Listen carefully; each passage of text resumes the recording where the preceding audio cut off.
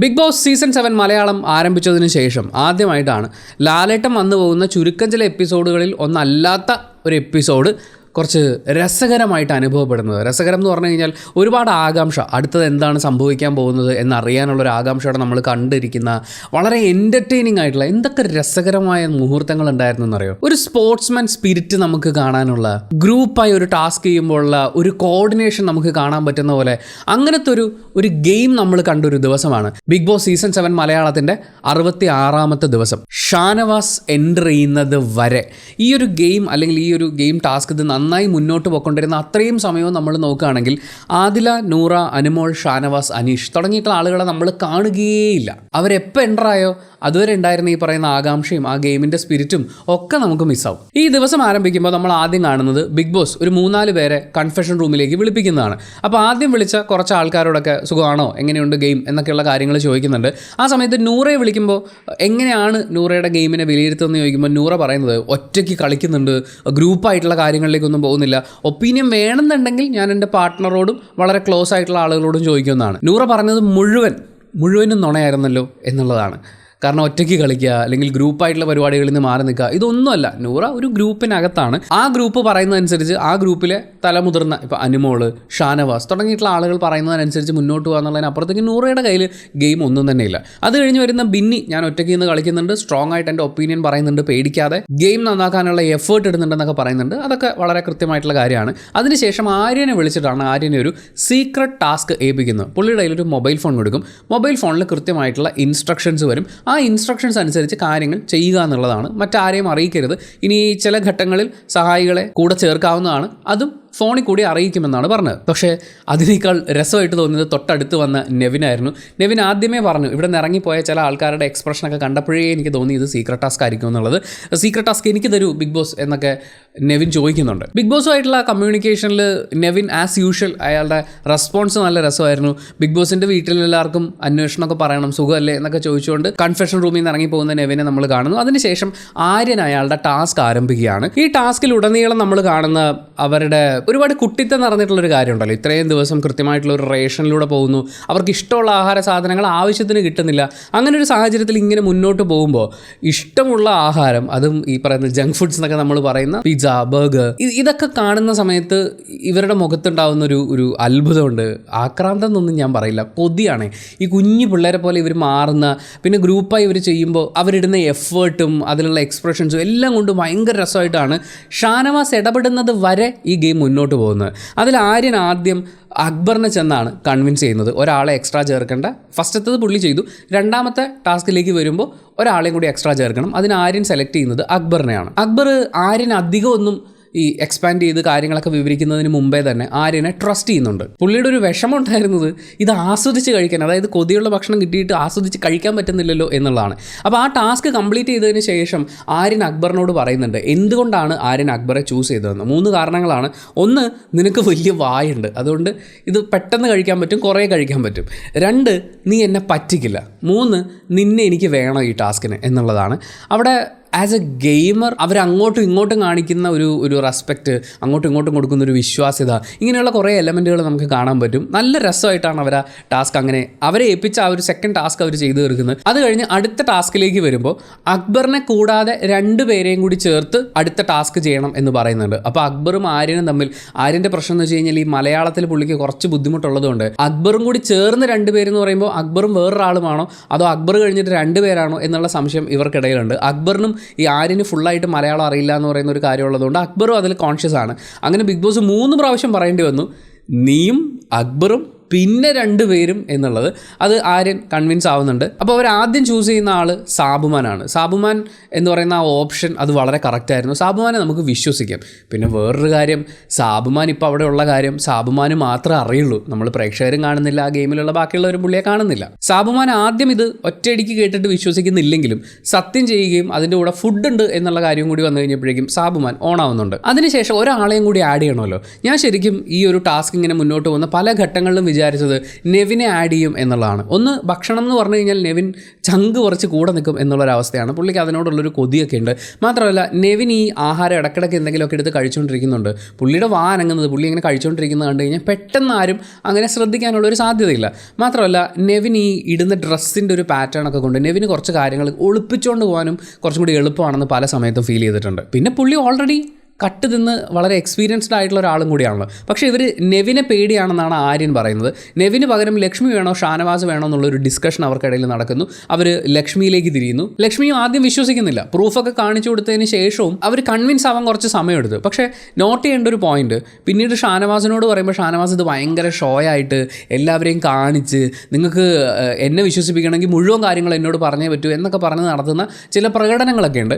ആ പ്രകടനങ്ങളാണ് ഈ ഗെയിമിനെ അതിൻ്റെ വേഴ്സ്റ്റ് കണ്ടീഷനിലേക്ക് കൊണ്ടുപോയത്. സ്റ്റിൽ ഇവർ ഗംഭീരമായിട്ട് ആ ഗെയിം മാനേജ് ചെയ്തിട്ടുണ്ട്. ലക്ഷ്മി അത്തരം ഷോകളൊന്നും കാണിച്ചില്ല. ലക്ഷ്മിക്ക് ഈ കാര്യം ഒന്ന് കൺവിൻസായി കിട്ടണമായിരുന്നു. ഈ ടീമിൽ ജോയിൻ ചെയ്ത് ഫുഡ് കണ്ടു കഴിയുമ്പോഴുള്ള ലക്ഷ്മിയുടെ ഒരു എക്സ്പ്രഷൻ ചേഞ്ചൊക്കെ ഉണ്ട്. അതൊക്കെ ഭയങ്കര രസമായിരുന്നു. ഫുഡ് വന്നു കഴിഞ്ഞപ്പോൾ കിട്ടും, ശരിക്കും അവിടെ ഉണ്ട് എന്ന് പറയുന്ന അത് സാബുമാൻ്റെ മുഖത്തും പ്രകടമായിരുന്നു. അതിനുശേഷം ആ ചിക്കനൊക്കെ കഴിക്കാൻ വേണ്ടിയിട്ട് ഇത്രയും ദിവസം ഇങ്ങനെ ഇരുന്നിട്ട് ചിക്കൻ്റെ ലെഗ് പീസ് കിട്ടുമ്പോൾ ഒളിഞ്ഞു മറഞ്ഞു നിന്ന് അത് കഴിച്ചു തീർക്കാൻ, ഈ ടാസ്ക് എന്നുള്ളതിനേക്കാൾ ഇവർ ഇത്രയും ദിവസം കഴിക്കാൻ കിട്ടാതിരുന്ന ഒരു സാധനം ഇങ്ങനെ കഴിക്കുക എന്ന് പറയില്ലേ. ഞാൻ ആലോചിച്ചത് ഇതിൽ ഓരോരുത്തരുടെയും വീട്ടിലിരുന്ന ആൾക്കാർ എനിക്ക് പ്രിയപ്പെട്ട ആൾക്ക് ഇങ്ങനെ ഒരു ഭക്ഷണം കിട്ടിയല്ലോ. ഇപ്പോൾ അക്ബറിനെ ആണെങ്കിൽ ഇക്കുന് ചിക്കൻ കിട്ടി എന്ന് പറയുന്ന അദ്ദേഹത്തിൻ്റെ പാർട്ട്ണർ, ആര്യൻ്റെ അമ്മ അല്ലെങ്കിൽ ബ്രദർ, സാബുമാൻ്റെ വീട്ടിലുള്ള ആൾക്കാർ ഇത്രയും ദിവസം കഴിഞ്ഞിട്ട് ഇവർക്ക് ഇഷ്ടമുള്ള ആഹാരം കടിച്ചു കുറച്ച് തിന്നാനൊരു അവസരം കിട്ടുന്നു. പക്ഷേ ഒളിഞ്ഞു നിന്ന് തിന്നേണ്ടി വരുന്നു. പക്ഷേ ഇതിനിടയിലും ഇവർ കണ്ടിന്യൂ ചെയ്തുകൊണ്ട് പോയ വളരെ പ്രധാനപ്പെട്ട ഒരു കാര്യം എന്ന് പറയുന്നത് എല്ലാവരും കൂടി ഭക്ഷണത്തിൻ്റെ പുറത്ത് ചാടി കയറി ഇരിക്കുകയോ അല്ലെങ്കിൽ അങ്ങോട്ടും ഇങ്ങോട്ടും ഭയങ്കരമായ കൺഫ്യൂഷൻസ് ഉണ്ടാവുകയോ ചെയ്തിട്ടില്ല. കുറച്ച് ആൾക്കാർ ഫുഡ് കഴിക്കുകയാണെങ്കിൽ ഒരാൾ അല്ലെങ്കിൽ 2 പേര് ബാക്കിയുള്ളവരെ ഡീവിയേറ്റ് ചെയ്യുന്നുണ്ട്. സ്റ്റോർ റൂമിൽ വെച്ചിരിക്കുന്ന ഫുഡ് ഐറ്റം എടുക്കാൻ പോകുന്ന സമയത്ത് അക്ബർ ഈ കിച്ചണിലുള്ള ആളുകളെയൊക്കെ അവിടെ അങ്ങ് എൻഗേജ് ചെയ്ത് നിർത്തുന്നുണ്ട്. അതുപോലെ ഇപ്പോൾ ഈ ഫുഡ് കഴിച്ചതിന് ശേഷമാണെങ്കിലും ആര്യൻ പോയി ബാക്കിയുള്ളവർ കഴിക്കുന്ന ഭക്ഷണത്തിൽ നിന്ന് ചോദിച്ച് വാങ്ങിച്ച് കഴിക്കുകയും അവരുടെ കൂടെ ഗെയിം കളിക്കാം എന്നൊക്കെ പറയുന്ന ഒരു കോൺവെർസേഷനിൽ ഏർപ്പെടുകയൊക്കെ ചെയ്യുന്നുണ്ട്. അങ്ങനെയൊക്കെ വരുമ്പോൾ ഇവർ സംശയിക്കാനുള്ള സാധ്യത കുറയും. അങ്ങനെ ഒരു ടീമായി നിന്നുകൊണ്ട് അവർ ഈ ടാസ്കിനെ മുന്നോട്ട് കൊണ്ടുപോയി എന്നുള്ളത് അത് ഭയങ്കര അടിപൊളിയായിരുന്നു. അത് കഴിഞ്ഞ് അടുത്ത ടാസ്ക് വരുന്ന സമയത്ത് ഇനി 2 പേരെ കൂടി ആഡ് ചെയ്യാനുണ്ട്. അങ്ങനെ ആഡ് ചെയ്യേണ്ടി വരുമ്പോൾ അക്ബറാണ് ഷാനവാസിൻ്റെ പേര് സജസ്റ്റ് ചെയ്യുന്നത്. ഷാനവാസ് ആവുമ്പോൾ പുള്ളിക്ക് കിട്ടുന്ന രഹസ്യങ്ങളൊന്നും അങ്ങോട്ട് പറയില്ല. അവിടെയുള്ള ആൾക്കാർ, അതായത് ആദിലയും നൂറെ അനുമോളൊക്കെ എന്തെങ്കിലും രഹസ്യം കിട്ടിയാൽ ഷാനവാസിനോട് പറയും. അതുകൊണ്ട് ഷാനവാസിനെ നമുക്ക് വിശ്വസിക്കാം എന്നുള്ളതാണ്. അക്ബർ ഷാനവാസിനെ 10 വയസ്സൊക്കെ മനസ്സിലാക്കിയിട്ടില്ലല്ലോ എന്ന് പറയുന്ന കുറ്റബോധമാണ് അത് പറയുന്നത് കേട്ടപ്പോൾ ഫീൽ ചെയ്തത്. ഷാനവാസിനെ കുറിച്ച് അവർ ചിന്തിക്കേണ്ടിയിരുന്നത് എന്ത് കിട്ടിയാലും അതിൽ ഷോ ഇറക്കി നശിപ്പിച്ച് അത് ചളകുളമാക്കി കയ്യിൽ തരുമെന്നും അങ്ങനെ ഷോ ഇറക്കുന്നതിൻ്റെ ഭാഗമായി സീക്രട്ടായി ചെയ്യേണ്ട ഈ ടാസ്ക് പുള്ളി കൊട്ടിഘോഷിച്ച് അലമ്പാക്കുമെന്നും അങ്ങനെ അവർ ചിന്തിച്ചില്ല. അത് അവരുടെ ഭാഗത്തു നിന്ന് വന്നൊരു വീഴ്ച തന്നെയാണ്. ആ സമയത്ത് അവർ അനുമോളെ പിക്ക് ചെയ്തിരുന്നെങ്കിൽ പോലും ഇപ്പോൾ ഷാനവാസിൻ്റെ എക്സ്പ്രഷനിലോ അല്ലെങ്കിൽ ഷാനവാസിൻ്റെ ഒരു സ്ഥിരം മൂവ്മെൻറ്റിൽ എന്തെങ്കിലും ഒരു വ്യത്യാസം വന്നാൽ ആദിലെ നൂറെ അത് പെട്ടെന്ന് പിടിക്കും. കാര്യം ഇക്കാൻ്റെ കൂടെ 24 മണിക്കൂറും അനിയത്തി കുട്ടികളുണ്ടല്ലോ. അപ്പോൾ ഇക്കാൻ്റെ മുഖത്ത് എന്തെങ്കിലും ഭാവവ്യത്യാസം വന്നാൽ പിടിക്കും. ഷാനവാസിന് ഈ അഭിനയം എന്ന് പറഞ്ഞ പുള്ളി കുറച്ച് കലിപ്പ് കാണിക്കുന്നതിനപ്പുറത്തേക്ക് ഇങ്ങനെ ഒളിപ്പിച്ചിട്ടുള്ള ആ ഒരു അഭിനയം ഉണ്ടല്ലോ, നാച്ചുറലായിട്ടുള്ള അഭിനയം, അത് പുള്ളിക്ക് വരില്ല. ആദിലെയോ നൂറയോ വിളിച്ചു കഴിഞ്ഞാൽ അടുത്ത ആൾക്കാർ എന്തായാലും പിടിക്കും. അനുമോളെ വിളിച്ചിരുന്നെങ്കിൽ ഒരു പക്ഷേ ഷാനവാസിനേക്കാൾ നല്ല രീതിയിൽ അനുമോൾ അത് ഡീൽ ചെയ്യും. ഒരു പക്ഷേ ഈ ടാസ്ക് ഏറ്റവും ഗംഭീരമായിട്ട് കൺക്ലൂഡ് ചെയ്യുകയും ചെയ്യുന്ന ഒരു അവസ്ഥയിലേക്ക് അനുമോൾ എത്തിച്ചേനെ. പക്ഷേ അനുമോളെയും അവർ ചൂസ് ചെയ്തിട്ടില്ല. ലക്ഷ്മി ബിന്നിയെ കൺവിൻസ് ചെയ്യുന്നുണ്ട്. ബിന്നിയും ആദ്യം ഈ ടാസ്കിൻ്റെ കാര്യം അങ്ങനെ പെട്ടെന്നൊന്നും വിശ്വസിക്കുന്നില്ലെങ്കിൽ പോലും പിന്നീട് തെളിവൊക്കെ കാണിച്ചു കൊടുക്കുന്ന സമയത്ത് ബിന്നി വിശ്വസിക്കുന്നു, ബിന്നി കൂടെ നിൽക്കാമെന്ന് പറയുന്നു. ഇതിൻ്റെ ഇടയിലൊക്കെ ലക്ഷ്മി പറയുന്നുണ്ട് നമുക്ക് നെവിനെ കൂട്ടാം, ഞാൻ പറഞ്ഞ അവൻ വിശ്വസിക്കുമെന്ന്. അങ്ങനെ ലക്ഷ്മി നെവിനിലേക്ക് പോകുന്നതിന് തൊട്ട് മുമ്പാണ് അക്ബർ ഷാനവാസിനോട് ഈ കാര്യം സംസാരിച്ചു തുടങ്ങുന്നത്. അപ്പോൾ ആരും ലക്ഷ്മിയെ തടയുന്നുണ്ട്. ഇപ്പോൾ എന്തായാലും അവിടെ സംസാരിച്ചു തുടങ്ങിയില്ലേ, അതെന്താവും എന്നുള്ളത് നോക്കാമെന്ന്. അങ്ങനെ ഷാനവാസിനെ പുറത്തിരുത്തി പറയുന്നു. അത് കഴിഞ്ഞ് അകത്ത് കൊണ്ടുപോയി ഇരുത്തി പറയുന്നു. ഷാനവാസിന് തെളിവ് കിട്ടിയേ പറ്റൂ എന്നുള്ളതുകൊണ്ട് അവർ കഴിച്ച എല്ലും കഷ്ണം വരെ കാണിച്ചു കൊടുക്കുന്നുണ്ട്. എന്നിട്ടും ഷാനവാസിന് ഈ ആര്യൻ്റെ കയ്യിൽ ആദ്യം കൊടുത്തിട്ടുള്ള ഫോൺ അതുപോലെയുള്ള കാര്യങ്ങളുണ്ട്. ഷാനവാസിന് ഫ്രം ദ ബിഗിനിങ് എല്ലാ കാര്യങ്ങളും അറിയണം. അതറിഞ്ഞാൽ മാത്രമേ ഞാൻ ഈ ടാസ്കിൻ്റെ ഭാഗമാവുള്ളൂ, അല്ലെങ്കിൽ ഞാൻ വിശ്വസിക്കില്ല. ഇങ്ങനെയൊക്കെയുള്ള കുറേ കാര്യങ്ങൾ പറഞ്ഞ് പുറത്തിറങ്ങിയിട്ട് ഈ മനുഷ്യൻ ആദ്യം ചെയ്യുന്നത് ആദിലയോടും നൂറയോടും ഇത് പറയാണ്. ഷാനവാസിൻ്റെ ഒരു ക്യാരക്ടറിനെ ഏറ്റവും സിമ്പിളായിട്ട് പറയണമെങ്കിൽ വെള്ളിമൂങ്ങ എന്ന് പറയുന്ന സിനിമയിൽ ബിജു മേനോനെ കുറിച്ച് പറയുന്ന ഒരു ഡയലോഗുണ്ട്. അവന് കല്യാണ വീട്ടിൽ ചെന്നാൽ കല്യാണച്ചക്കനാവണം, ഒരു മരണമടക്കമുള്ളൊരു വീട്ടിൽ ചെന്ന് കഴിഞ്ഞാൽ അവന് ശവമാകണം. എന്ന് വെച്ചാൽ എവിടെ ചെല്ലുന്നോ അവിടുത്തെ മെയിൻ ഞാനായിരിക്കണം. ഫസ്റ്റ് ഒരു അട്രാക്ഷൻ അല്ലെങ്കിൽ അട്രാക്ഷൻ കിട്ടുന്ന ഒരു പോയിന്റിൽ ഞാൻ തന്നെ വേണം, അത് കഴിഞ്ഞിട്ടേ ബാക്കിയുള്ളവർ പാടുള്ളൂ. ഇത് ആര്യനെ ഏൽപ്പിച്ചിട്ടുള്ള ടാസ്ക്കാണ്. ആര്യൻ അയാളുടെ ടീമിനെ എക്സ്പാൻഡ് ചെയ്തുകൊണ്ടിരിക്കുകയാണ്. അപ്പോൾ ടീം പ്ലെയർ ആയിട്ടാണ് വിളിച്ചത്. അതെനിക്ക് പറ്റൂല. എന്നെ മെയിൻ ആക്കുകയാണെന്നുണ്ടെങ്കിൽ എല്ലാം എന്നെ കാണിച്ച് എനിക്ക് എല്ലാത്തിൻ്റെ ഒരു ആക്സസ് ഒക്കെ തരികയാണെങ്കിൽ ഞാനിത് നോക്കാം, അല്ലെങ്കിൽ ഞാൻ ഇത് പുറത്ത് പോയി പറയും എന്നുള്ളതാണ് അയാളുടെ ആറ്റിറ്റ്യൂഡ്. അത് വളരെ മോശമായിട്ടുള്ളൊരു ആറ്റിറ്റ്യൂഡാണ്. നമ്മളിപ്പോൾ ഈ ലക്ഷ്മിയെക്കുറിച്ചൊക്കെ പറയുമ്പോൾ, ലക്ഷ്മിയുടെ ഒബ്സർവേഷനെ കുറിച്ചൊക്കെ പറയുമ്പോൾ കമൻറ്റ് ബോക്സിലാണെങ്കിലും പലരും ചോദിക്കാറുണ്ട് ലക്ഷ്മിയുടെ ഒബ്സർവേഷന് അല്ലെങ്കിൽ ലക്ഷ്മിക്ക് എന്ത് ഒബ്സർവേഷനാണ് ഉള്ളതെന്ന്. അത് മനസ്സിലാവണമെങ്കിൽ ഇവർ ഈ പരിപാടി തുടങ്ങുന്നതിന് മുമ്പേ, അതായത് ഷാനവാസിലേക്ക് ഈ ടീം എത്തുന്നതിന് മുമ്പേ തന്നെ ലക്ഷ്മി പറഞ്ഞിട്ടുണ്ടായിരുന്നു ഷാനവാസിനെ വിളിച്ചാൽ ശരിയാവില്ല എന്ന്. ഈ ഗെയിം കഴിഞ്ഞതിന് ശേഷം ലക്ഷ്മിയുടെയും അക്ബറിൻ്റെയും ആര്യൻ്റെയും ഒക്കെ ഒബ്സർവേഷൻസ് കൃത്യമായി ഒരുപോലെ വരുന്നുണ്ട്. പക്ഷേ അക്ബർ ഷാനവാസിനെ മനസ്സിലാക്കാൻ പിന്നെ സമയമെടുക്കുന്നുണ്ട്. കാര്യം അയാൾ പുറത്ത് പോയി ബാക്കിയുള്ളവരോട് സംസാരിക്കുമ്പോൾ അക്ബർ ആര്യനെ ആശ്വസിപ്പിക്കുന്നത് അയാൾ ചുമ്മാ അങ്ങനെ ഇങ്ങനെയൊക്കെ കാണിക്കുന്നതാണ്, അയാൾ വരും എന്നുള്ളതാണ്. അപ്പോഴും ലക്ഷ്മി പറയുന്നുണ്ട് ഷാനവാസ് ഒരു ബാഡ് ഓപ്ഷൻ ആയിരുന്നു, നെവിൻ ഞാൻ പറഞ്ഞാൽ വിശ്വസിച്ചേനെയെന്ന്. അങ്ങനെ ഷാനവാസ് ഇതിട്ട് വലിപ്പിക്കാൻ തുടങ്ങിയപ്പോഴേക്കും ബിഗ് ബോസിൻ്റെ കോൾ ആര്യന് വരുന്നുണ്ട്. ഷാനവാസ് കൂടെ ചേരുന്നില്ലല്ലേ, ഷാനവാസ് ഇല്ലാതെ നിങ്ങൾക്ക് ഈ ടാസ്ക് കണ്ടിന്യൂ ചെയ്യാൻ പറ്റുമോ എന്ന് ചോദിക്കുന്നു. ചെയ്യാൻ പറ്റുമെന്ന് പറയുന്നു. അപ്പോൾ പ്ലാനിൽ ഒരു വ്യത്യാസം വരുത്തുന്നു. സ്റ്റോർ റൂം എന്ന് പറഞ്ഞിരുന്നത് ആക്ടിവിറ്റി ഏരിയ ആക്കി മാറ്റുകയും അവിടെ ഒരു മനുഷ്യനും ഫുഡും ഉണ്ട്. ആ മനുഷ്യനെ ഒളിപ്പിച്ചിട്ട് ഫുഡ് കംപ്ലീറ്റ് ആയിട്ട് കഴിച്ചു തീർക്കുക, അപ്പോൾ ടാസ്ക് തീരും എന്നുള്ളതാണ്. ആ മനുഷ്യനെ അവർ ആദ്യം സ്മോക്കിംഗ് ഏരിയയിലേക്ക് കൊണ്ടുപോകുന്നുണ്ട്, അതിനുശേഷം ടോയ്ലറ്റിലേക്ക് കൊണ്ടുപോയി ഒളിപ്പിക്കുന്നുണ്ട്. അതിൽ അവരുടെ ബ്രില്യൻസ് ഇരിക്കുന്ന എവിടെയാണെന്ന് വെച്ച് കഴിഞ്ഞാൽ ഈ പുറത്തുനിന്നുള്ള ഒരാളെ കൊണ്ടുവരികയാണ്. അപ്പോൾ ആ ആളെ പെട്ടെന്ന് ആരെങ്കിലും നോട്ടീസ് ചെയ്താലോ, ഈ ഒളിപ്പിച്ച് കുനിഞ്ഞ് വളഞ്ഞ് നടന്ന് അത് ഭയങ്കര റിസ്ക്കാണ്. പ്രത്യേകിച്ച് അവരുടെ ആ ഒരു ഗാർഡൻ ഏരിയ എന്ന് പറയുന്നത് അത്യാവശ്യം വലിപ്പമുള്ള ഏരിയ ആണ്. അവിടെ ഒരാളെ ഈ അറ്റത്തു നിന്ന് ആ അറ്റം വരെ കൊണ്ടുപോകാന്ന് പറയുന്നതിൽ റിസ്ക് മുന്നിൽ കണ്ടിട്ട് അവർ ബുദ്ധിപരമായി ചെയ്തൊരു കാര്യം, ആര്യനിട്ടിരുന്ന ഡ്രസ്സ് അത് ഈ പുറത്തുനിന്ന് വന്ന ആൾക്ക് കൊടുക്കുകയാണ്. ആ ഡ്രസ്സ് ഇട്ട് അക്ബർ തോളത്തിട്ട് ഇയാളെ കൊണ്ടുപോകുമ്പോൾ ഇയാളെ പെട്ടെന്ന് ആരും ശ്രദ്ധിക്കില്ല.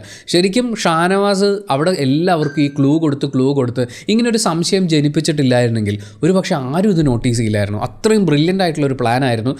അതും ഷാനവാസ് എല്ലാവരെയും അലേർട്ട് ചെയ്തതിന് ശേഷം ആ ഹൗസിലുള്ള എല്ലാവർക്കും ഇവിടെ എന്തോ ഒരു സീക്രട്ട് ഗെയിം ഉണ്ട് എന്നുള്ളത് ഏകദേശം ധാരണയാക്കി കൊടുത്തിട്ടുണ്ട്.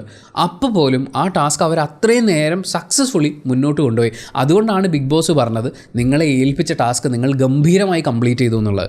അത് ഷാനവാസിന് പൊളിയും. കാര്യം ഈ ടോയ്ലറ്റിനകത്തുണ്ടായിരുന്ന ആ പുറത്തുനിന്ന് വന്ന വ്യക്തി അത് സാബു മോനായിരുന്നു.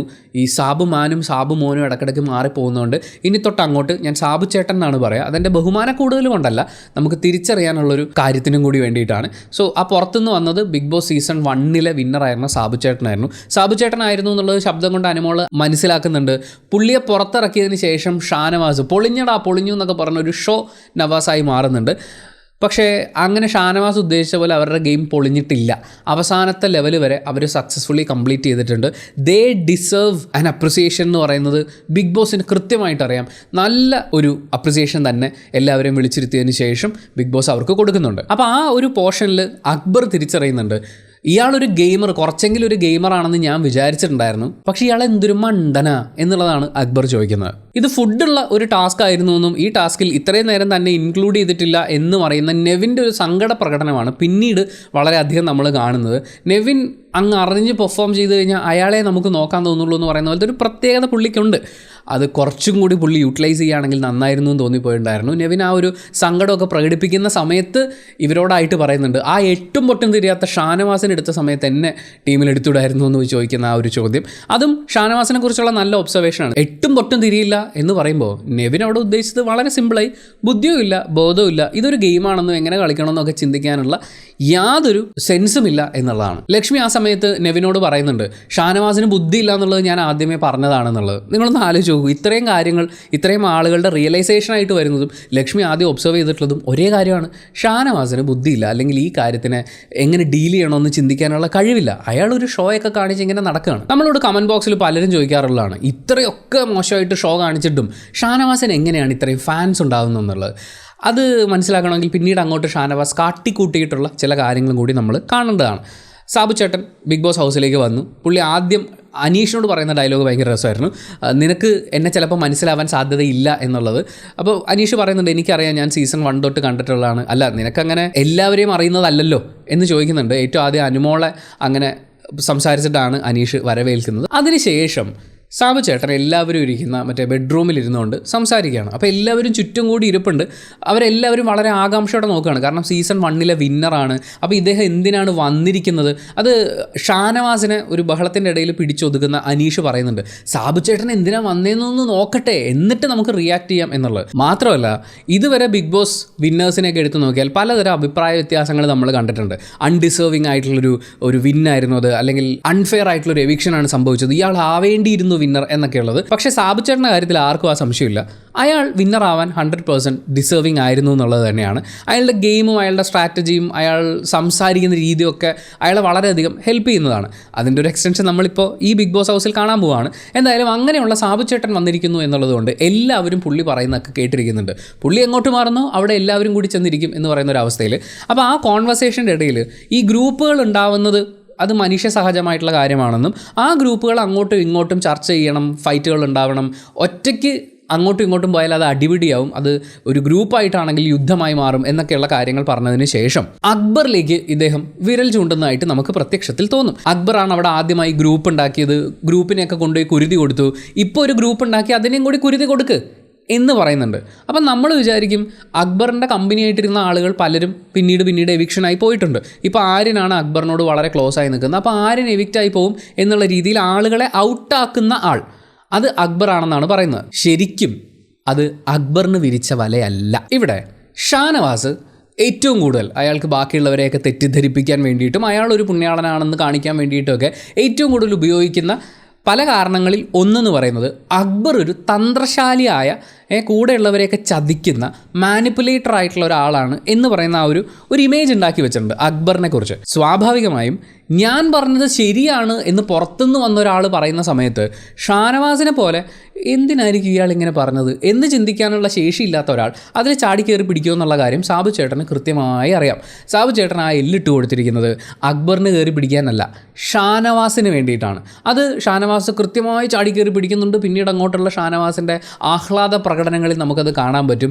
അങ്ങനെ ബെഡിലിരുന്നിട്ട് എന്തായിരിക്കും പറയാൻ പോകുന്നതെന്ന് ആകാംക്ഷയോടെ ഇരുന്ന ഷാനിക അവിടുന്ന് ചാടി എണീറ്റ ശേഷം ബല്ലെ ഡാൻസ് കളിക്കുന്നത് നമ്മൾ കാണുന്നുണ്ട്. എന്നിട്ട് ആ ഒരു സന്തോഷത്തിൻ്റെ ഹൈയിലേക്ക് എത്തിയ ശേഷം ആര്യനോട് പറയുന്നുണ്ട്, നീ അവിടെ പോയി ഒട്ടി നിൽക്കാൻ നോക്കണ്ട, അത് അപകടകരമാണ് എന്നുള്ളത്. ഇവിടെ ജിസേൽ ഔട്ടായി പോകുന്ന സമയത്ത് അല്ലെങ്കിൽ അതിനുശേഷം ഷാനവാസ് ഏറ്റവും ആദ്യം ടാർഗറ്റ് ചെയ്യാൻ നോക്കിയിട്ടുള്ളത് ആര്യനെയാണ്. ടാർഗറ്റ് ചെയ്ത് തോൽപ്പിക്കാനല്ല, കൂടെ നിർത്താൻ വേണ്ടി ആദ്യം ഒരു ശ്രമം നടത്തി നോക്കിയത്. പക്ഷേ അന്നത്തെ വീഡിയോ ക്ലിപ്പും കൂടി പ്ലേ ആയി കണ്ടതിന് ശേഷം ആര്യന് അക്ബറിനോടാണ് തീർച്ചയായിട്ടും ഒരു ചായ്വുള്ളത്. അത് പിന്നീടുള്ള ദിവസങ്ങളിൽ ഷാനവാസും മനസ്സിലാക്കിയിട്ടുണ്ടാവും. അപ്പോൾ ആര്യനോട് നീ അവിടെ നിന്ന് പണി വാങ്ങണ്ട, ഇങ്ങ് പോര് എന്ന് പറയുന്ന ഒരു സ്റ്റേറ്റ്മെൻറ്റാണ് ഷാനവാസ് ഇവിടെ പറഞ്ഞിട്ടുള്ളത്. ഷാനവാസിനെ സംബന്ധിച്ച് ഒരു ആൺകുട്ടിയുടെ തുണ കൂടി അവിടെ ആവശ്യമാണ്. എന്തായാലും 2 പെൺകുട്ടികൾ അദ്ദേഹത്തിൻ്റെ ഇടതും വലതും പുറകിലായിട്ട് നിൽപ്പുണ്ട്. മുന്നിൽ കയറ്റി വിടാൻ എന്തായാലും ഷാനക്ക് ഉദ്ദേശിക്കുന്നുണ്ടാവില്ല, പുറകിൽ നിർത്തിയിട്ടുണ്ട്.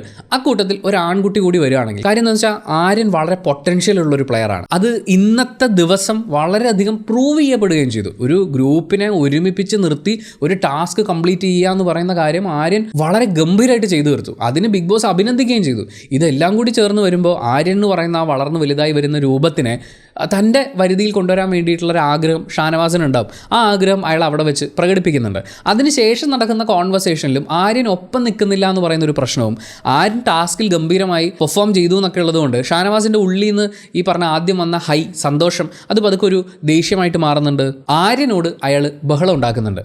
ആര്യൻ അപ്പോൾ തിരിച്ചു പറയുന്ന ഡയലോഗ്, കളിയിൽ തോറ്റ ഫ്രസ്ട്രേഷൻ എന്തിനാ എന്നോട് കാണിക്കുന്നതെന്നാണ്. സോ ആര്യൻ അവിടെയും എസ്റ്റാബ്ലിഷ് ചെയ്തു ആ ടാസ്ക് നിങ്ങൾ തോറ്റു ഞങ്ങൾ ജയിച്ചു എന്ന്. ഷാനവാസ് ആക്ച്വലി പ്രതീക്ഷിച്ചിരുന്നത് മറ്റേ ലിവിംഗ് റൂമിൽ എല്ലാവരെയും പിടിച്ച് വട്ടത്തിലിരുത്തിയ ശേഷം ആര്യൻ്റെയും ടീമിൻ്റെയും ആ ഒരു സീക്രട്ട് ടാസ്ക് പരാജയപ്പെടുത്തിയ ഷാനവാസിനും ടീമിനും അഭിനന്ദനങ്ങൾ എന്ന് പറയുമെന്ന് കേൾക്കുമെന്നായിരുന്നു. പക്ഷേ അത് സംഭവിച്ചില്ല. ഷാനവാസ് നോക്കുമ്പോൾ എന്താണ്, ഷാനവാസ് ആദ്യം മുതലേ ടാർഗറ്റ് ചെയ്തിട്ടുള്ള, ഇപ്പോഴും ടാർഗറ്റ് ചെയ്ത് ജീവിക്കുന്ന അക്ബർ, ബിന്നി, ലക്ഷ്മി, ആര്യൻ, ഇവരൊക്കെ ഒരു ടീമായി നിന്ന് ജയിച്ചിരിക്കുന്നു. അതും തനിക്കെതിരെ. ഇത് അയാളെ ബാധിക്കുന്നത് വളരെ ഭീകരമായിട്ടാണ്. അപ്പോൾ ആ തോറ്റ ഫ്രസ്ട്രേഷൻ ഉള്ളിലുണ്ടാവും. ആര്യനെ തൻ്റെ കൂടെ നിർത്താനുള്ളൊരു സാധ്യത അയാൾ ശ്രമിച്ചത് പാളിപ്പോയതിൻ്റെ വിഷമം ഉള്ളിൽ കിടപ്പുണ്ടാവും. ഇതെല്ലാം കൂടി ചേർന്നിട്ടാണ് ആര്യൻ ഈ ഒരു തോറ്റതിൻ്റെ ഫ്രസ്ട്രേഷൻ എന്നോട് കാണിക്കേണ്ട എന്ന് പറയുമ്പോഴേക്കും അയാളത് കയ്യാങ്കളിയിലേക്ക് കൊണ്ടുപോകുന്നത്. ആക്ച്വലി അവിടെ ആ കയ്യാങ്കളിയിലേക്ക് തുടങ്ങി വെക്കുന്നത് ഷാനവാസ് തന്നെയാണ്. നമ്മൾ ഈ ഒരു ബിഗ് ബോസ് സീസൺ 7 മലയാളം എടുത്ത് നോക്കിക്കഴിഞ്ഞാൽ ഈ സീസണിൻ്റെ തുടക്കം മുതലേ തന്നെ ഇത്തരം കയ്യാങ്കളികൾ നമ്മൾ കണ്ടിട്ടുണ്ട്. നെഞ്ചും വെച്ച് ഉന്തി ഉന്തി പോകുന്ന രീതിയിൽ.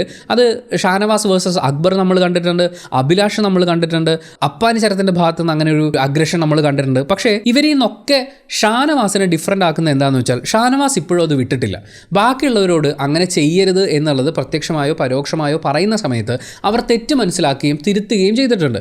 ഇപ്പോൾ അക്ബർ അങ്ങനെ ഒരു സീൻ ഉണ്ടാക്കാൻ ആരുടെ അടുത്തും അക്ബർ അങ്ങനെ സീൻ ഉണ്ടാക്കാൻ പോകുന്നത് നമ്മൾ കാണുന്നില്ല. ഔട്ടായി പോയിട്ടുള്ള നേരത്തെ നമ്മൾ പറഞ്ഞിട്ടുള്ള പേരുകാരാണെങ്കിലും അവരും ഈ അഗ്രഷൻ കാണിക്കാൻ പോകാറില്ല. പക്ഷേ ഷാനവാസ് ഇപ്പോഴും കാണിക്കുന്നുണ്ട്, അതും വളരെ അധികാരഭാവത്തോടു കൂടി തന്നെ കാണിക്കുന്നുണ്ട്. ഷാനവാസ് അത് ആരിന് നേരെ ഈ രാത്രി സമയത്ത് ഒരു കയ്യേറ്റ ശ്രമമായിട്ട് ഉണ്ടാക്കുമ്പോൾ ബിഗ് ബോസ് എല്ലാവരെയും കൂടി പിടിച്ച് വട്ടത്തിലിരുത്തുകയാണ് ചെയ്യുന്നത്. അവരെ വിളിച്ചു വരുത്തിയിട്ട് നിങ്ങൾ എന്ത് തോന്നിയാസാണ് കാണിച്ചത് എന്ന് ചോദിക്കുമെന്ന് വെറുതെ മനസ്സിൽ ആഗ്രഹിച്ചു പോയിട്ടുണ്ടായിരുന്നു. ആ കാര്യത്തെക്കുറിച്ച് സംസാരിക്കുമ്പോഴാണ് ബിഗ് ബോസ് ഡെയിലി എപ്പിസോഡിൽ ഇട്ടിട്ടില്ലാതിരുന്ന ഒരു കാര്യത്തെക്കുറിച്ച് ബാക്കിയുള്ളവർ മെൻഷൻ ചെയ്യുന്നത്. ഷാനവാസ് ആദിലയെ തല്ലിയിട്ട് പോലും ആദില തിരിച്ച് റിയാക്ട് ചെയ്തില്ല എന്നുള്ളത്. അപ്പോൾ സംഭവം എന്താണെന്നുള്ളത് അറിയണമല്ലോ. അങ്ങനെ BB+ൽ ആ പെർട്ടിക്കുലർ സീൻ നമ്മൾ എടുത്ത് നോക്കുന്ന സമയത്തും വളരെ ക്ലിയർ ആയിട്ട് ആദിലയെ തല്ലുന്ന ഷാനവാസിനെയാണ് നമ്മൾ കാണുന്നത്. അത് ആദില എന്തെങ്കിലും ചെയ്ത് പ്രൊവോക്ക് ചെയ്തിട്ടല്ല, ടാസ്കിൽ ഷാനവാസ് ഉദ്ദേശിക്കുന്ന പോലെ. ഷാനവാസിൻ്റെ ഓപ്പോസിറ്റ് അപ്പുറത്തൊരു ടീമുണ്ടല്ലോ, ആ ടീമിൽ ഷാനവാസിന് ഇഷ്ടമില്ലാത്ത ആളുകളുണ്ടല്ലോ. അപ്പോൾ ആ ആളുകൾ അവിടെ വിൻ ചെയ്യുകയും ഇപ്പുറത്ത് അത് സാധിക്കുന്നില്ല എന്ന് വന്നപ്പോൾ തൻ്റെ ടീംമേറ്റിൻ്റെ ദേഹത്ത് ഫിസിക്കൽ അസോൾട്ട് അയാൾ ചെയ്തു, അത്രേ ഉള്ളൂ. അത് അതിൽ ആ സമയത്ത് എന്നെ തല്ലിയല്ലേ എന്നുള്ള ഭാവത്തിൽ നിൽക്കണമുണ്ട്. അപ്പോൾ സത്യം പറഞ്ഞാൽ എനിക്ക് തോന്നി അതിന് ശേഷം വല്ലതും ചെയ്തിട്ടുണ്ടാവുമെന്ന്. ഒന്നുമില്ല. അത് ഈ രാത്രിയിലത്തെ ഡിസ്കഷൻ്റെ സമയത്ത് ആളുകൾ എടുത്തിടുമ്പോൾ ആദില പറയുന്നത് അത് ഏതാണ്ട് സ്വാതന്ത്ര്യം കൊടുത്തിട്ടുള്ളത് കൊണ്ട്, അല്ലെങ്കിൽ അതൊരു ശകാരമായിട്ട് നമ്മൾ പറയില്ലേ, തല്ലുന്നത് സ്നേഹം കൊണ്ടാണ്, ഉപദ്രവിക്കുന്ന അങ്ങനെയാണ്. ചില വളരെ ടോക്സിക് ആയിട്ടുള്ള റിലേഷൻഷിപ്പുകളിൽ ഈ കാന്താരിമാരൊക്കെ പറയില്ലേ, കലിപ്പൻ എന്നെ തല്ലിയത് അത് ഞാൻ നന്നാവാൻ വേണ്ടിയിട്ടാണ്, അല്ലെങ്കിൽ കലിപ്പൻ എന്നെ തല്ലുന്നത് അയാളുടെ ഇഷ്ടമാണ്, അത് എനിക്കും ഭയങ്കര ഇഷ്ടമാണ് എന്ന് പറയുന്ന രീതിയിൽ അംഗീകരിച്ചു കൊടുക്കുന്ന പോലെയാണ് ആദില സംസാരിക്കുന്നത്. ഒരു പക്ഷേ ഏതെങ്കിലും ഒരു ടാസ്കിൻ്റെ ഇടയിൽ ആദിലയുടെ ദേഹത്ത് ഒരു കത്തി കൊണ്ട് പോറുകയോ കയ്യും കാലും തല്ലി ഒടിക്കുകയോ ചെയ്തു കഴിഞ്ഞാലും ആദില ഇതേപോലെ ഇക്ക സാരമില്ല, ഇക്കയുടെ സ്നേഹം കൊണ്ട് ഇതാണെന്ന് പറയുമോ എന്ന് തോന്നിപ്പോയി. കാര്യം അത്രയും എവിഡൻ്റായി ആദിലയെ ഡിസ്റെസ്പെക്റ്റ് ചെയ്തുകൊണ്ട് അവരുടെ ശരീരത്ത് തൊട്ട അല്ലെങ്കിൽ അവരെ വേദനിപ്പിക്കാൻ വേണ്ടി അടിച്ചിട്ടുള്ള ഒരാളാണ് ഷാനവാസ്. അത് ന്യായീകരിക്കുന്ന ആദിലയും നൂറയും കണ്ടു കഴിഞ്ഞപ്പോൾ സത്യം പറഞ്ഞാൽ പരിതാപകരം എന്നൊക്കെ പറയില്ലേ, അതിനേക്കാൾ ശോകമായിട്ടാണ് തോന്നിയത്. ഇവിടെ പലതരത്തിലുള്ള ഡബിൾ സ്റ്റാൻഡേർഡ്സ് നമുക്ക് കാണാൻ പറ്റും. ആദിലയും നൂറയും ഇതേപോലെ നിന്ന് നെവിനെ ഔട്ടാക്കിയ ദിവസം വെറുതെ ഒന്ന് ആലോചിച്ച് നോക്കിയേ. അത് അവരുടെ പേഴ്സണൽ ഗ്രഡ്ജിൻ്റെ പുറത്ത് മാത്രം ചെയ്തതാണ്. അത് പിന്നീട് അവർ ഗെയിം എന്നൊക്കെ പറയുന്നുണ്ട്, പക്ഷേ അപ്പോൾ പോലും അത് അവരുടെ പേഴ്സണൽ ഗ്രഡ്ജിൻ്റെ പുറത്ത് മാത്രം ചെയ്തതാണെന്ന് മനസ്സിലാക്കാൻ പറ്റും. ഇതൊരു ഗെയിമായി അവർ കണ്ടിരുന്നെങ്കിൽ ഈ ഒരൊറ്റ സീനിൽ ഷാനവാസ് ഔട്ടാണ്. ആദിലയും നൂറയും നെവിനെ ഔട്ടാക്കാൻ വേണ്ടി കാണിച്ചിട്ടുള്ള പെർഫോമൻസിൻ്റെ പകുതി പോലും വേണ്ടായിരുന്നു ഷാനവാസിനോട് റിയാക്ട് ചെയ്യാൻ. പക്ഷേ ആദില നോക്കി പേടിപ്പിക്കുന്നതും നൂറ പിടിച്ചു മാറ്റുന്നതും അല്ലാതെ അവരവിടെ ഒന്നും ചെയ്യുന്നില്ല. ഈ സെയിം സീൻ നിങ്ങളൊന്ന് ആലോചിച്ച് നോക്കൂ. അക്ബർ ആയിരുന്നു അവരെ തല്ലിയതെന്ന് വിചാരിക്കും. ഷാനവാസ് ചെയ്ത അതേ ആക്ഷൻ അതേ ഫോഴ്സ് ഒരു വ്യത്യാസവും ഇല്ലാതെ അക്ബർ ചെയ്തു എന്ന് വിചാരിക്കും. അവരിങ്ങനെ ആയിരിക്കുമോ അവിടെ ഡീൽ ചെയ്യുക? നമുക്ക് വേണമെങ്കിൽ പറയാം ഈ ഷാനവാസിനോടുള്ള അവരുടെ പേഴ്സണൽ ബന്ധത്തിൻ്റെ പുറത്ത് മാനിപ്പുലേറ്റഡ് ആണ് എന്നുള്ള കാര്യം അവിടെ നിൽക്കട്ടെ, അത് ഒരു ഫാക്റ്റാണ്, അതവിടെ നിൽക്കട്ടെ. അപ്പോൾ പോലും അവരെല്ലാവരും കൂടി രാത്രി വർത്താനം പറഞ്ഞിരിക്കുന്ന സമയത്ത് ഷാനവാസ് ചുമ്മാ ഒരു അടി കൊടുത്തിട്ട് പോടുന്നു എന്ന് പറഞ്ഞു കഴിഞ്ഞാൽ അവർ ക്ഷമിക്കണം വേണ്ടി എന്നുള്ളത് അവരുടെ ഇഷ്ടമാണ്. പക്ഷേ ഇതൊരു ഗെയിമിനിടയിൽ, ഒരു ടാസ്കിനിടയിൽ ഇത്രയും ആളുകൾ കാണുന്ന, ഏഷ്യാനെറ്റിൻ്റെ ഭാഷയിൽ പറയാനാണെങ്കിൽ 4 ജനറേഷനോ അതിൽ കൂടുതലോ ഒക്കെ ആളുകൾ ഇരുന്ന് കാണുന്ന ഇങ്ങനൊരു പ്രോഗ്രാമിൽ ഇങ്ങനൊരു ആക്ട് നടന്നിട്ട് അതിനെ വളരെ ഒരു ടേക്ക് ഇറ്റ് ഈസി എന്നുള്ള രീതിയിൽ, ഒരു പക്ഷേ വളരെ ടോക്സിക് ആയിട്ടുള്ള എത്രയോ ആളുകൾക്ക് കരുത്ത് പകരുന്ന രീതിയിൽ ഇതിങ്ങനെ അവതരിപ്പിച്ചു എന്ന് പറയുന്നത് അത് ആദിലയ്ക്കും നൂറയ്ക്കും നമുക്ക് മാപ്പ് കൊടുക്കാൻ പറ്റാത്ത തെറ്റാണ്. ഷാനവാസിൻ്റെ ഭാഗത്തു നിന്നുണ്ടായ വലിയ ഫോൾട്ടാണ്. ആൻഡ് ബിഗ് ബോസിൻ്റെ ഭാഗത്തു നിന്നുണ്ടാവുന്ന, പ്ലീസ് ബിഗ് ബോസ് കുറച്ച് ഉളുപ്പ് കാണിക്കണം, ഒരു മിനിമം ഉളുപ്പ് കാണിക്കണം. ബിഗ് ബോസിനെ ചിലപ്പോൾ വിന്നറാക്കി മാറ്റാൻ ഇതുപോലൊരു മെറ്റീരിയലിനെ ആവശ്യമുള്ളത് കൊണ്ടായിരിക്കും. പക്ഷേ ഇത് പച്ചയ്ക്ക് പറഞ്ഞാൽ വെറും ഡബിൾ സ്റ്റാൻഡേർഡാണ്. ആദിലയുടെയും നൂറയുടെയും ബിഗ് ബോസിൻ്റെയും മാത്രമല്ല അനുമോളെ കൂടി നമ്മൾ ഈ കൂട്ടത്തിലൊന്ന് ചേർത്ത് വെക്കേണ്ടതായിട്ടുണ്ട്. ആണും പെണ്ണും കൂടി ഒരു പുതപ്പിനടിയിൽ കയറി കഴിഞ്ഞാൽ അതിനകത്ത് വേറെ പ്രശ്നമാണ് എന്ന് പറഞ്ഞ് അതൊരു വലിയ പ്രശ്നമാക്കി മാറ്റുന്ന, അതിനെക്കുറിച്ച് നാട് നീള സ്റ്റഡി ക്ലാസ് എടുത്ത് നടക്കുന്ന അനുമോൾ ഇവിടെ ഒരാൾ ഒരു പെൺകുട്ടിയുടെ മേത്ത് കൈവച്ചു, അവളെ തല്ലി, അതിന് ശബ്ദമൊന്നും ഉണ്ടാക്കുന്നില്ല. ഈ നമ്മുടെ നാട്ടിൽ ചില ആൾക്കാരില്ലേ, സദാചാര പ്രശ്നങ്ങൾ എവിടെ വന്നു കഴിഞ്ഞാൽ അവിടെയൊക്കെ പ്രതികരിക്കും. പക്ഷേ ഒരു ഭർത്താവ് കുടിച്ചിട്ട് വന്ന് ഭാര്യയെ എടുത്തിട്ട് തല്ലിയാലോ അവർക്ക് വലിയ പരിക്ക് പറ്റിയാലോ ഒക്കെ അത് സാരമില്ല, അത് ഭർത്താവിൻ്റെ അവകാശമാണ്, അല്ലെങ്കിൽ അത് ആ ഭാര്യയ്ക്ക് കുഴപ്പമില്ലല്ലോ എന്നൊക്കെ പറഞ്ഞ് വിടും. ഇവിടെ അനുമോൾക്ക് എന്തുകൊണ്ട് ആദിലയെ വിളിച്ച് ഉപദേശിക്കാൻ പറ്റുന്നില്ല? നിൻ്റെ ശരീരത്ത് അങ്ങനെ കൈവെക്കാൻ ഒരു ഇക്കയ്ക്ക് ഇവിടെ അവകാശമില്ല. അയാൾ അങ്ങനെ സ്വാതന്ത്ര്യം കാണിച്ചിട്ടുണ്ടെങ്കിൽ അത് ചോദ്യം ചെയ്യണം. അയാളെ കൊണ്ട് മാപ്പ് പറയണം, പബ്ലിക്കായിട്ടല്ലേ തല്ലിയത്. അങ്ങനെ അതിനെ ഡീൽ ചെയ്യണമെന്നൊക്കെ അനുമോൾ പറഞ്ഞു കൊടുക്കുന്നില്ല. അവിടെ അനുമോളും വെറും ഡബിൾ സ്റ്റാൻഡേർഡ് മാത്രമായി മാറുകയാണ്. അങ്ങനെ ആദില നൂറ എന്ന് പറയുന്ന രണ്ട് പേരെ എടുത്ത് നോക്കുമ്പോൾ നമ്മുടെ നാട്ടിലെ ഇപ്പോൾ പണ്ടൊക്കെ ആണെങ്കിൽ ഈ സ്ത്രീകളെ ഗ്ലോറിഫൈ ചെയ്ത് വെക്കാൻ വേണ്ടിയിട്ട്, ആക്ച്വലി പണിയെടുപ്പിക്കാൻ വേണ്ടിയിട്ടാണ്. സ്ത്രീകൾ ഭയങ്കര മൾട്ടി ടാസ്കിങ് എബിലിറ്റി ഉള്ള ആൾക്കാരാണെന്ന് പറയും. ആക്ച്വലി മൾട്ടി ടാസ്കിങ് എബിലിറ്റി ഇല്ലാഞ്ഞിട്ടൊന്നുമല്ല, പക്ഷേ അത് ഈ പറയുന്നത് വീട്ടിലെ കാര്യങ്ങൾ മുഴുവൻ നോക്കുക, ഭക്ഷണം ഉണ്ടാക്കുക, പാത്രം കഴുകുക, തുണി അലക്കുക, ഭർത്താവിൻ്റെ കാര്യങ്ങൾ നോക്കുക, അങ്ങനെ എല്ലാ കാര്യങ്ങളും ചെയ്യാൻ പറ്റുന്ന മൾട്ടി ടാസ്കിങ് എന്ന് പറയാറുണ്ട്. അത് ഒരു ട്രാപ്പാണ് എന്ന് പറയുന്നത് പോലെ ഇപ്പോൾ മൾട്ടി ടാസ്കിങ് ട്രാപ്പിൽ വീണിരിക്കുന്നത് ആദിലയും നൂറയുമാണ്. ഷാനവാസിൻ്റെ കാര്യം നോക്കൂ. ഷാനവാസ് എന്ത് പറഞ്ഞാലും അതുപോലെ വിശ്വസിക്കുന്ന, ഷാനവാസ് ഇപ്പോൾ തല്ലാൻ പറഞ്ഞാൽ പോയി തല്ലുന്ന, ഷാനവാസ് രണ്ട് കൊടുത്താലും സഹിക്കുന്ന രീതിയിലുള്ള രണ്ട് അനിയത്തി കുട്ടികളായിട്ട് ആദിലയും നൂറയും അവിടെ ആക്ട് ചെയ്തുകൊണ്ടിരിക്കുകയാണ്. No questions asked. Bigg Boss ഇടയ്ക്കിടയ്ക്ക് കയറ്റിവിടുന്ന സ്പൈക്കുട്ടൻ ഇല്ലേ, അത്രയും തന്നെയുള്ളൂ ആദിലയും നൂറയും ഷാനവാസിൻ്റെ കൂടെ നടക്കുന്നത്. അത് കഴിഞ്ഞ് അനിമോൾ ശരിക്കും അവിടെ ഒരു ശകുന്തളയാണ്. ശകുന്തളയുടെ രണ്ട് തോഴിമാരുണ്ടല്ലോ, അനസൂയയും പ്രിയംവദയും. ഇതാണ് അവരവിടെ ചെയ്തുകൊണ്ടിരിക്കുന്നത്. അതായത് ശകുന്തള ഞങ്ങളോട് മാത്രമേ സത്യം പറയുള്ളൂ, വേറെ ആരോട് ശകുന്തളക്ക് ഒരു സ്നേഹമില്ല, ഞങ്ങളെ കഴിഞ്ഞിട്ടേ ഉള്ളൂ എന്ന് പറഞ്ഞ് വിശ്വസിക്കുന്ന, എന്ത് കിട്ടിക്കഴിഞ്ഞാലും ഇപ്പം നിങ്ങൾ സാബുച്ചേട്ടൻ വന്നതിന് ശേഷമുള്ള നെവിൻ അവൻ്റെ സങ്കടമൊക്കെ പങ്കുവെക്കുന്ന ഒരു സമയമുണ്ട്. എന്നെ എന്തുകൊണ്ട് വിളിച്ചില്ല എന്ന് പറഞ്ഞാൽ ആര്യനെ കുറ്റപ്പെടുത്തുന്ന ആ സമയത്ത് അവിടെ വന്ന് നിൽക്കുന്ന നൂറയെ കാണുമ്പോൾ നൂറ ആ ഗ്രൂപ്പിൽ നിൽക്കുന്നില്ലല്ലോ, ഇവിടെ നിൽക്കുന്നല്ലോ എന്ന് നമുക്ക് തോന്നും. പക്ഷേ അവിടെ വന്ന് നിൽക്കുന്നത് ഇവിടെ എന്താണ് സംഭവിക്കുന്നതെന്ന് മനസ്സിലാക്കുകയും അത് പിന്നീട് രാത്രിയൊക്കെ ആവുന്ന സമയത്ത് ഷാനിക്കയ്ക്ക് പറഞ്ഞു കൊടുക്കാനും വേണ്ടിയിട്ടാണ്, ന്യൂസ് പിടിക്കാൻ വേണ്ടിയിട്ട് എന്ന് പറയുന്ന ആ തോഴിമാരുടെ ഒരു ജോലിയാണ് അനിമോൾക്ക് വേണ്ടി അവരെടുത്തുകൊണ്ടിരിക്കുന്നത്. എന്നാൽ അതേസമയം അക്ബറിനെയും ബിന്നിയെയും ശത്രുക്കളായി കണ്ടുകൊണ്ട് അവർക്കെതിരെ നഖശികാന്തം പൊരുതാൻ വേണ്ടി തയ്യാറെടുത്ത് നിൽക്കുന്ന ആദിലെ നൂറയും നമുക്ക് കാണാൻ പറ്റും. ഈ അക്ബർ ആദിലോട് ചോദിച്ചിട്ടുണ്ട്, നിൻ്റെ വീട്ടിൽ നിന്ന് ഇന്നാൾ മാത്രമല്ലേ വരുള്ളൂ എന്നുള്ള രീതിയിൽ സംസാരിച്ചിട്ടുണ്ട്. പക്ഷേ അയാൾ ഉള്ളു തുറന്ന് സോറി പറഞ്ഞിട്ടുമുണ്ട്. പക്ഷേ ആ ഒരു കാര്യം മാത്രമല്ല ആദിലേക്കും നൂറയ്ക്കും അക്ബറിനെ ടാർഗറ്റ് ചെയ്യാനുള്ളത്. അനിമോളും ഷാനവാസും പറഞ്ഞു കൊടുത്തിട്ടുള്ള കാര്യങ്ങളാണ്.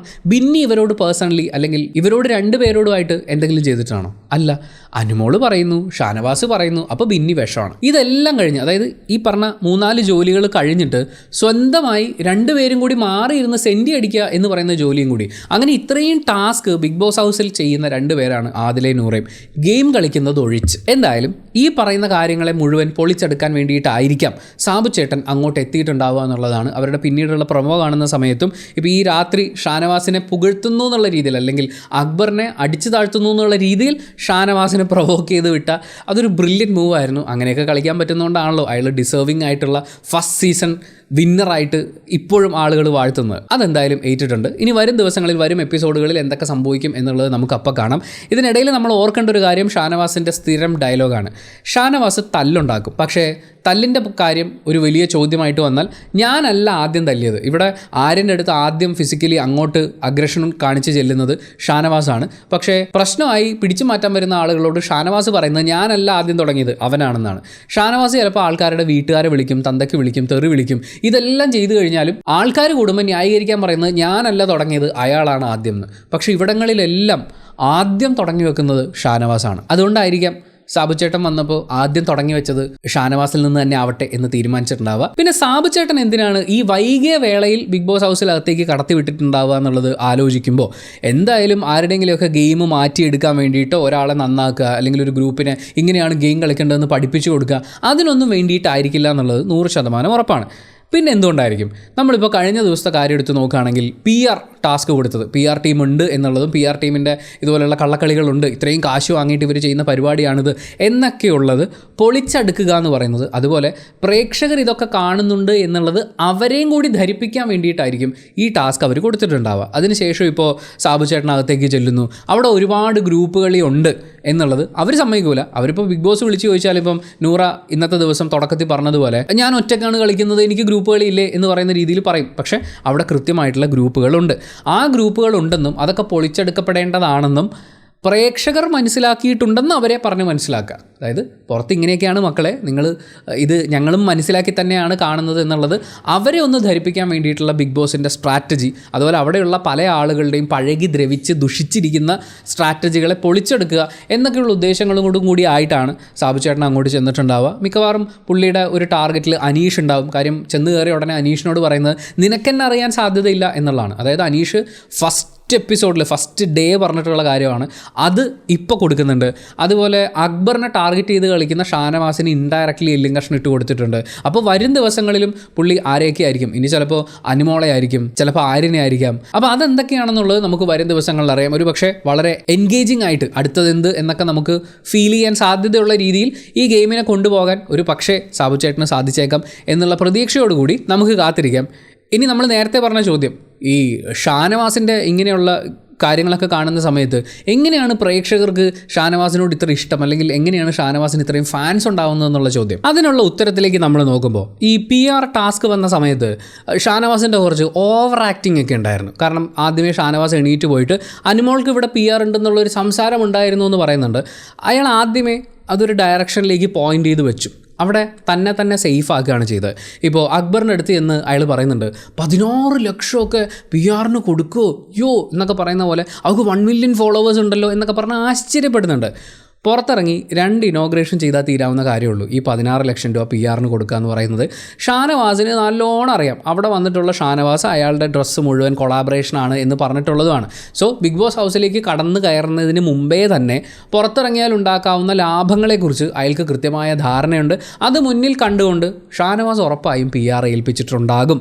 അല്ലാതെ അങ്ങോട്ട് വരാനുള്ള അനുമോൾ ചെയ്തിട്ടുണ്ടെങ്കിൽ എന്തായാലും ഷാനവാസ് അത് ചെയ്തിട്ടുണ്ടാകും. പക്ഷേ അതിൽ നിന്ന് തന്നെ സേഫ് ആക്കുക എന്ന് പറയുന്നൊരു പരിപാടിയാണ് ഈ വിഷയത്തെ മുഴുവൻ അനുമോളിലേക്ക് ഡയറക്റ്റ് ചെയ്തുകൊണ്ട് അയാൾ ഒപ്പിച്ചത്. 2, നമ്മൾ വെറുതെ ഷാനവാസിലേക്ക് നോക്കുമ്പോൾ മര്യാദയില്ലാത്ത, മാന്യതയില്ലാത്ത, ഒരു പക്ഷേ സ്ത്രീ പുരുഷ ഭേദമന്യേ ഏറ്റവും മോശമായി പെരുമാറ്റം എന്ന് പറയാൻ പറ്റില്ല, അത്രയും മോശമായിട്ടുള്ള ആക്ഷൻസാണ്. അതിൽ ആൺപെൺ വ്യത്യാസമില്ല എന്നുള്ളത് ആദിലയുടെ നേരെ അയാൾ കയ്യോങ്ങുന്ന മൊമെൻറ്റിൽ അയാൾ പ്രൂവ് ചെയ്ത് കഴിഞ്ഞു. ഈ ബിഗ് ബോസ് ഹൗസിൽ ഏറ്റവും കൂടുതൽ അഗ്രഷൻ കാണിക്കുന്നത് ആരാണ് എന്ന് ചോദിച്ചാൽ ഷാനവാസ് എന്ന് തന്നെയാണ് അതിനുള്ള ഉത്തരം. പരമാവധി ആളുകളെ ഏറ്റവും മോശമായി മാനിപ്പുലേറ്റ് ചെയ്യുന്ന, എല്ലാവരെയും മാനിപ്പുലേറ്റ് ചെയ്യാനുള്ള ശ്രമം നടത്തിയിട്ട് കുറച്ച് ആൾക്കാരെ കിട്ടിയിട്ടുള്ളൂ, എന്നാൽ പോലും കിട്ടുന്ന എല്ലാ ആളുകളെയും ഏറ്റവും മോശമായി മാനിപ്പുലേറ്റ് ചെയ്ത് അവരുടെ ഗെയിമിനെ തകർക്കുന്ന രീതിയിൽ, അവരെ മറ്റുള്ളവർക്ക് നേരെ അഴിച്ചുവിടുന്ന രീതിയിൽ മാനിപ്പുലേറ്റ് ചെയ്യുന്ന ഒരു മനുഷ്യത്വം ഇല്ലാത്ത, ഈ മനുഷ്യത്വം ഇല്ലാത്ത എന്ന് പറയുമ്പോൾ ചില ആൾക്കൊന്നും അങ്ങനെയൊക്കെ പറയുന്നത് എങ്ങനെയാണ്. ഇപ്പോൾ അനീഷുമായിട്ടുള്ള അയാളുടെ കോംബോ വർക്ക് ചെയ്യാനുള്ള ശ്രമം അത്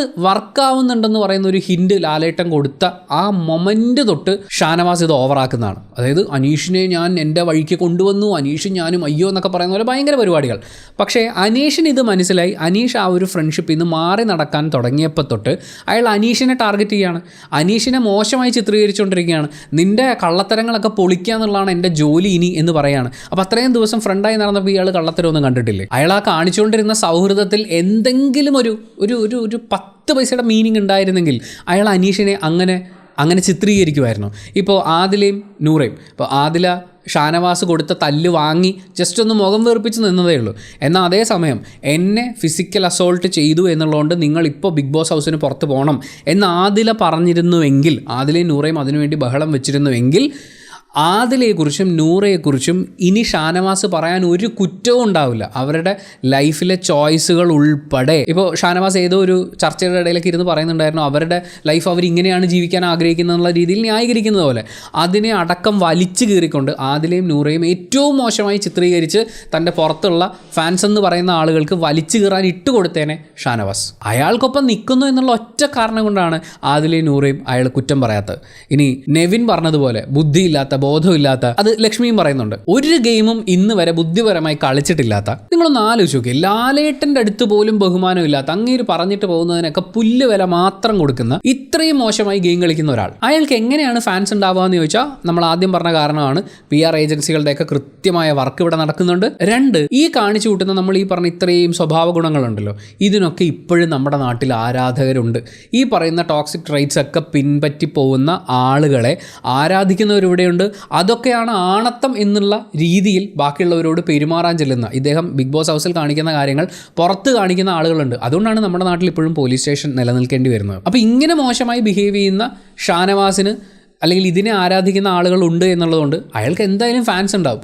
പക്ഷേ ഇത്രയൊക്കെ ചെയ്തിട്ടും ഇയാൾക്ക് എങ്ങനെയാണ് ഫാൻസ് ഉണ്ടാവുന്നത് എന്നൊരു ചോദ്യം നിങ്ങളുടെ ഉള്ളിൽ ഉണ്ടാവുന്നുണ്ടെങ്കിൽ അതിൻ്റെ അർത്ഥം ഇതല്ല ആണത്തം, ഇതല്ല ഒരു മനുഷ്യൻ ജീവിക്കേണ്ട രീതി, ഇങ്ങനെയല്ല ബാക്കിയുള്ളവരോട് പെരുമാറേണ്ട രീതി എന്നുള്ള ധാരണ നിങ്ങളുടെ ഉള്ളിലുള്ളത് കൊണ്ടാണ്. പക്ഷെ അതിനോടുള്ള എതിർപ്പ് പ്രകടിപ്പിക്കേണ്ടത് അയാൾ പെരുമാറുന്നത് പോലെ പ്രതികരിച്ചുകൊണ്ടല്ല. നമുക്ക് സന്തോഷിക്കാം, നമുക്ക് സമാധാനിക്കാം.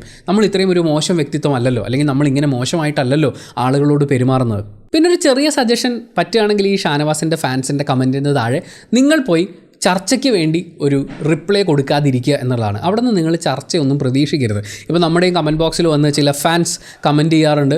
ആ ഫാൻസിൻ്റെ താഴെ നമ്മളെന്തെങ്കിലും പറഞ്ഞാലോ അല്ലെങ്കിൽ മറ്റാരെങ്കിലും വന്നൊരു റിപ്ലൈ കൊടുക്കുകയൊക്കെ ചെയ്തു കഴിഞ്ഞാൽ പിന്നെ അങ്ങോട്ട് ചർച്ച നടക്കില്ല. ചീത്തവിളിയും ബഹളവും. എന്താണോ ഷാനവാസ് ബിഗ് ബോസ് ഹൗസിൽ ചെയ്യുന്നത് അത് അവർ കമൻറ്റ് ബോക്സിൽ ചെയ്യും. അപ്പം നമ്മൾ നമ്മുടെ മനസമാധാനം കളയാതിരിക്കുക എന്നുള്ളത് കൊണ്ട് അത്തരം കമൻറ്റുകൾക്ക് റിയാക്ട് ചെയ്യാതിരുന്നാൽ അത്രയും കൂടി നല്ലതായിരിക്കും എന്നുകൂടി സൂചിപ്പിക്കുകയാണ്. അപ്പോൾ അത്രയും പറഞ്ഞുകൊണ്ട്, ഇതൊക്കെ മനസ്സിൽ വെച്ചുകൊണ്ട് ഇനി അങ്ങോട്ടുള്ള ദിവസങ്ങളിലെ ഗെയിമും കൂടി വിലയിരുത്തുക എന്ന് പറഞ്ഞുകൊണ്ട് നമ്മൾ ഈ വീഡിയോയുടെ വൈൻഡപ്പ് ചെയ്യുകയാണ്. Thank you so much for watching this video. Video ഇഷ്ടപ്പെട്ടാൽ ലൈക്ക് ചെയ്യുക, കമൻറ്റ് ചെയ്യുക, ഷെയർ ചെയ്യുക, സബ്സ്ക്രൈബ് ചെയ്യുന്ന കാര്യവും ഹൈപ്പ് ചെയ്യുന്ന കാര്യവും പരിഗണിക്കുക.